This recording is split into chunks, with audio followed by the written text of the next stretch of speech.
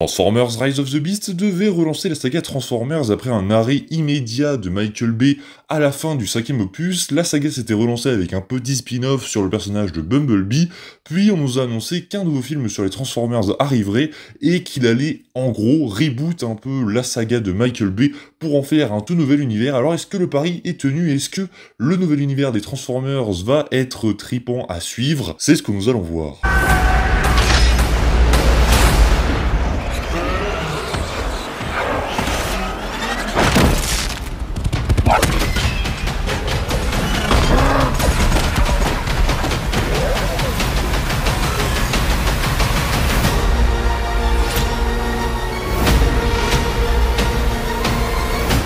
Salut tout le monde, c'est Spidey, on se retrouve aujourd'hui pour parler du film Transformers Rise of the Beast qui a débarqué au cinéma ce mercredi 7 juin. Il a été réalisé par Steven Caple Jr. si je ne dis pas de conneries, ouais je crois que c'est ça. Et donc aujourd'hui on se retrouve pour en parler un petit peu, pour vous donner mes points positifs, mes points négatifs, est-ce que j'ai aimé oui ou non le film. On va en parler dans cette vidéo, ce sera la seule vidéo concernant Transformers Rise of the Beast cette année parce que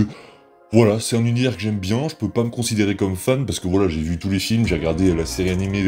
Transformers Prime, mais voilà, je suis pas un fan non plus de la G1 en lisant tout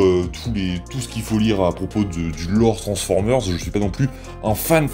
à en bouffer tous les jours, mais voilà, j'aime beaucoup cet univers, j'ai beaucoup apprécié les premiers films, vraiment tous les films en fait je trouve que ce sont des bons films. Alors il y en a qui sont moins bien que d'autres, par exemple Transformers 5 est moins bien que les autres, Bumblebee c'est pas comparable, on peut pas, je pense que Bumblebee les gars, on peut pas le comparer avec la saga de Michael Bay parce que ça vise un autre public et ça vise un autre style de film que ceux de Michael Bay, donc vraiment je pense qu'on ne peut pas en parler, on peut pas les comparer entre eux, mais sinon j'aime vraiment beaucoup cette saga de Transformers, je trouve que vraiment on excelle dans l'épique, dans ce que Michael Bay a voulu proposer, on s'est vraiment retrouvé avec de gros films qui étaient super sympas à regarder, et même aujourd'hui ils sont toujours très sympas à regarder, et donc moi j'étais plutôt confiant pour Transformers Rise of the Beast, même s'il y avait quelques petits problèmes, voilà on va y revenir tout au long de la vidéo, on va en parler sans spoil et avec spoil, n'hésitez pas à vous abonner, à liker, partager, et on en parle. Alors, est-ce que j'ai bien aimé le film? Oui, c'est un bon film Transformers, mais ce n'est pas le meilleur, et ce n'est pas un film qui est parfait. Il a des défauts, mais il a surtout pas mal de points positifs, et vraiment, si vous aimez, je pense, Transformers, vous allez passer un bon moment. On retrouve ce qu'on avait un peu perdu avec Bumblebee, mais on mixe un peu tout ça, ce qui donne un mélange qui est plutôt sympa à l'écran, et je pense que vous allez passer 2h10, eh bien plutôt cool, ça se regarde très facilement, donc vraiment, c'est un film qui va beaucoup vous plaire, je pense, si vous attendez un film plutôt cool, chill, sans vraiment avoir de grosses attentes envers ce film. Si par contre vous êtes un archi-fan de Transformers qui attend vraiment des choses très complexes, je pense que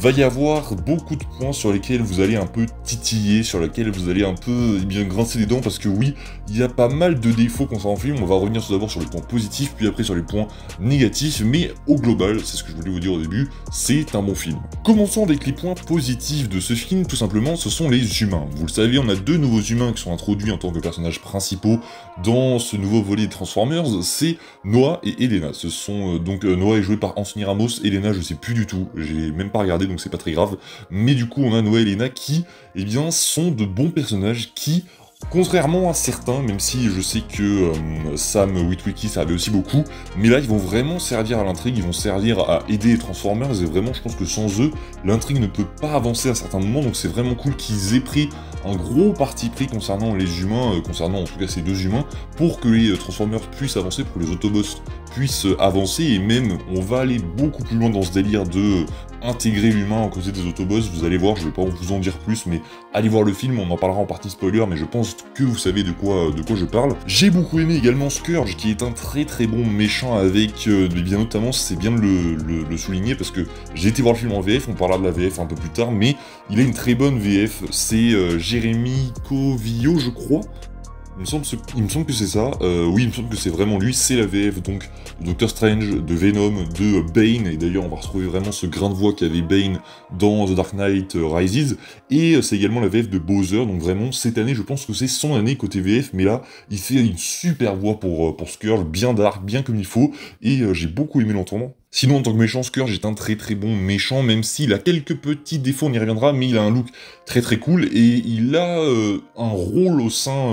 des Terrorcons qui est assez intéressant, et au sein d'Unicron aussi, parce que vous le savez, Unicron est dans ce film, et vous allez voir que j'ai beaucoup aimé comment il a été traité par rapport à Unicron, on y reviendra. Ensuite, je voulais citer une scène que j'ai bien aimée, donc bien sûr le climax, on y reviendra après, mais c'est une scène parmi le film, hormis le climax, que j'ai beaucoup apprécié, c'est la scène du musée. Voilà, je vous dirai pas forcément pourquoi, mais il y a des styles eh bien, qui sont empruntés concernant l'horreur, je vais rien dire de plus, mais j'ai beaucoup aimé comment on a traité ce petit moment, et puis même Noah et Lena sont très importants, encore une fois, ici ça me rappelle un petit peu Optimus Prime, Transformers Prime, quand eh bien, les humains servaient à quelque chose, quand les jeunes servaient à quelque chose, et qu'on avait les Autobots à l'extérieur qui essayaient de se battre entre eux, mais que la source principale en fait de cette mission, c'était eux, et là j'ai beaucoup aimé parce qu'on a un peu retrouvé ça, je vous dis pas pourquoi, bien évidemment pour ne pas spoil, mais vraiment la scène du musée, ça fait partie d'une de mes scènes préférées eh bien, de ce film. Gros point positif aussi, c'est Optimus qui a un bon développement, je trouve, c'est lui qui a le meilleur développement de tous les Transformers, que ce soit Terrorcons, Autobots et Maximals, c'est lui vraiment qui ressort. D'ailleurs je crois que c'était fait exprès parce que ça devait être à la base un film sur Optimus, tout comme c'était un film sur Bumblebee en 2018. Je crois que ce film devait être centré sur lui, mais ils ont tourné ça en mode, eh bien, en film Transformers normal, mais à la base je crois vraiment qu'on devait faire un film sur Optimus, et ça se voit parce qu'il est vraiment beaucoup présent et on te le développe quand même pas mal. Il a, enfin en tout cas on nous développe une face d'Optimus qu'on n'avait pas encore vue, et je ne vous dirai pas laquelle bien évidemment, mais c'est très très cool de le voir évoluer comme ça, on l'avait jamais vu évoluer comme on le voit ici, c'est super cool et vraiment j'ai adoré eh bien, en tout cas comment ils ont traité Optimus dans ce film. Ensuite, en autre point positif, c'est, je voudrais pas dire les musiques, parce que les musiques on va y revenir après, mais elles font partie des points négatifs, mais les dernières musiques. Je ne vous dirai pas pourquoi bien sûr, mais il y a les dernières musiques du film, vous verrez quand elles arriveront, qui vont, voilà, je dirais rien de plus, mais quand elles sont arrivées les gars, vous voyez tous les poils qui sont sur mes bras, se sont levés mais d'un coup, mais magnifique, c'était magnifique, il y a une fin qui est magnifique avec les musiques, on verra bien, enfin je vous en dirai plus en partie spoiler, mais vraiment, allez voir ce film rien que pour les musiques, c'est possible, parce que vraiment c'était incroyable. Ensuite, gros point positif, c'est les Maximals, qui apportent quelque chose de très intéressant, malgré qu'ils soient un peu sous-développés, et on va y revenir, parce qu'il y a des personnages qui sont un peu trop sous-développés, mais je trouve qu'on a vraiment un lore qui peut être, enfin il y a un potentiel en fait qui est dans ce film, qui est incroyable, et je pense que si on continue à pousser un peu, on pourrait carrément lancer une nouvelle licence, je pense, avec eux, parce qu'il y a beaucoup de potentiel à faire avec ces Maximals, ils sont très intéressants au niveau du design, comment ils sont faits, c'est très cool, ils sont très cool à l'écran, à chaque fois qu'on les voit, ils percent l'écran à nos Autobots, ils volent la vedette à nos Autobots, donc vraiment, ils sont très cool, notamment Optimus Primal, qui est vraiment badass, et en gros, je pense que c'est le seul qui ressort avec Eraser, en tout cas l'aigle, qui va être aussi beaucoup présente, mais sinon le reste, c'est très sous-développé. Enfin, en gros point positif, c'est le climax, évidemment, qui ressort beaucoup comme étant un climax inspiré de Michael Bay, ça je l'avais déjà vu vraiment arriver, mais c'est vrai qu'on a une inspiration très forte vers ce que voulait apporter Michael Bay, vers ce qu'il avait apporté même déjà, mais c'est vrai que vraiment ce climax est super épique. Si vous aimez les grosses bastons épiques qu'on a eh bien, dans Transformers en général, et bien là on va retrouver un peu ça, même si on n'est pas forcément dans une ville, je ne vous dis pas où on est, même si au vu des bandes annonces vous savez à peu près où on est, où est-ce qu'on se situe pour le climax, mais c'est une vision différente, mais qui se rapproche un peu des combats de Michael Bay, ce qui fait extrêmement plaisir, même dans la manière de filmer. Des fois on est sur du Michael Bay, et je pense même que des fois on est même au-dessus du Michael Bay, parce que Michael Bay il avait peut-être la tendance à un peu trop cut ses combats, que là on a des plans séquences qui sont très intéressants, on est vraiment plongé au cœur eh bien, du combat avec une caméra qui tourne tout le temps sans cut, et tu vois des combats qui sont super bien chorégraphiés, et ça fait super plaisir à voir, donc vraiment le climax c'était super cool. En tout cas voilà, c'était un très bon climax, c'était un bon film. Maintenant on va passer au point négatif, on va ouvrir le pot de sel. Déjà en point négatif, c'est les personnages qui sont sous-développés. Alors oui, Optimus est bien développé, Optimus Primal plutôt bien développé également avec Eraser, mais le reste est complètement absent du film. Il y a des personnages, il y a des Maximals comme Cheetor qui ont une phrase, je crois, ou deux dans le film, c'est juste pas possible, comme Rhinox, on l'entend pas du tout parler, il a zéro dialogue, alors je sais pas si c'est qu'il parle pas, ou autre chose, Wheeljack c'est pareil, Arcee, absolument inutile à l'intrigue, bref, il y a vraiment des Transformers qui sont complètement inutiles, pareil pour Unicron, je trouve que vraiment,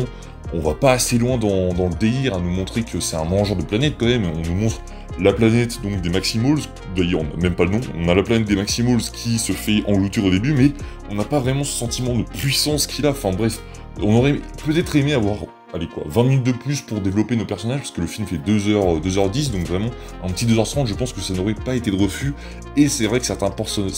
personnages manquent cruellement de développement. Ensuite, on a un scénario qui est un peu classique, c'est MacGuffin, c'est un MacGuffin qui est séparé en deux, parce que oui, en fait, il n'y a qu'une partie, mais en fait, on a une deuxième chance, parce qu'il y a la deuxième partie, mais voilà, c'est un scénario qui va être très classique, qui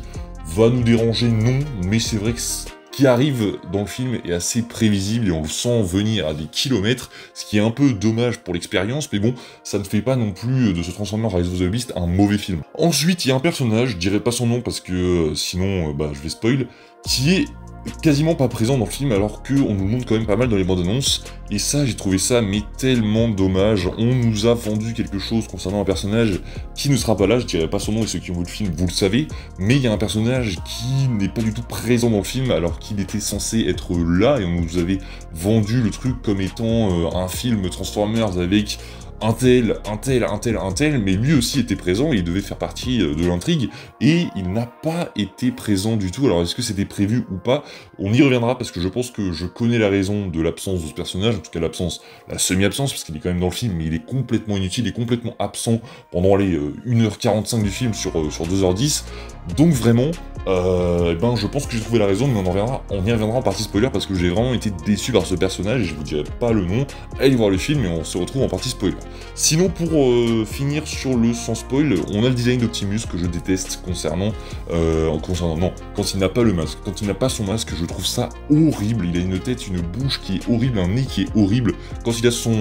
sa visière de combat pour cacher son nez et sa bouche, je trouve ça nickel, vraiment, je trouve que ça passe vraiment bien, mais par contre, quand il enlève sa visière, oh là là là là là, je trouve ça vraiment dégueulasse, je sais pas comment ils ont pu valider ça, je trouve vraiment qu'il y a des scènes où il est horrible à regarder, enfin vraiment, il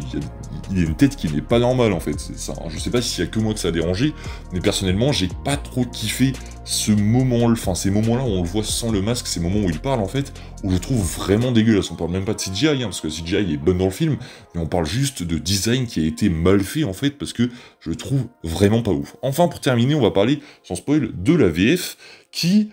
est pas ouf. On va pas se mentir, la VF n'est pas ouf, parce que on a eu du Star Talent, et on va parler bien sûr du cas Mr. V, qui se fait énormément moquer sur les réseaux depuis quelques temps, et je vais vous dire, je pense que Mr. V est peut-être la meilleure VF des Autobots, parce que, on va pas se mentir, on a Ophélie Winter pour Arcee, on a Dorothée pour Erasor, ces deux-là sont des catastrophes. Vraiment, c'est horrible, on dirait qu'elles parlent, mais c'est vraiment horrible, ça se voit en fait que elles sont derrière un micro, enfin tu sens vraiment le truc. Pour Mirage, pour Mr. V, tu le sens au début, en fait, tu sens qu'au début, et c'est normal, hein, c'est parce que on le connaît tous, en tout cas moi je le connais vraiment beaucoup, enfin je le connais pas personnellement, heureusement, enfin heureusement non, mais bref, vous m'avez compris, je le connais en regardant toutes ses vidéos, bref, on connaît sa voix, et c'est normal qu'au début on reconnaisse Mr. V et qu'on ne soit pas vraiment personnage, parce que oui,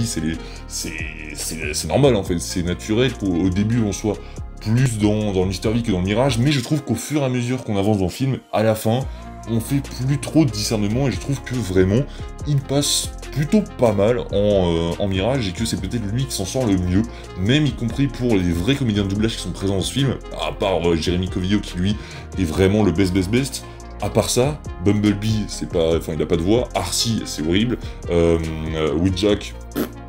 c'est banal, c'est pas ouf, Mirage c'est plutôt bien j'ai trouvé, et on a Optimus qui a une voix qui est pas folle, voilà, on va pas se mentir, la voix est un peu pourrie, elle est pas aussi badass que dans les autres films Transformers. Je crois pas qu'il avait cette voix dans le spin-off de Bumblebee, je crois même que vraiment il avait pas du tout cette voix, mais voilà, la VF, je suis pas déçu parce qu'en vrai je m'y attendais, mais je pensais que ça allait être pire concernant certaines personnes comme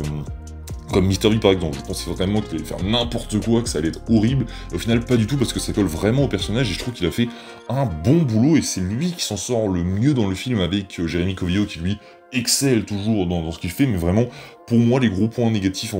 pour cette VF, c'est Optimus, Erasor et Arcee qui sont vraiment horribles à écouter. Voilà, c'est tout pour cette partie sans spoil. J'ai rien à vous dire de plus. Transformers Rise of the Beast, c'est un bon film. Je vous conseille d'aller le voir. Vous n'allez pas passer non plus les 2h10 de votre vie sur ce siège de cinéma, mais vraiment, vous allez passer un bon moment. Donc, je vous invite vraiment à aller voir. Enfin, on va faire une toute partie spoil. Vraiment, je pense que ça va durer que quelques minutes. Mais sinon, eh bien voilà, je vous reconseille fortement d'aller voir Transformers Rise of the Beast au cinéma.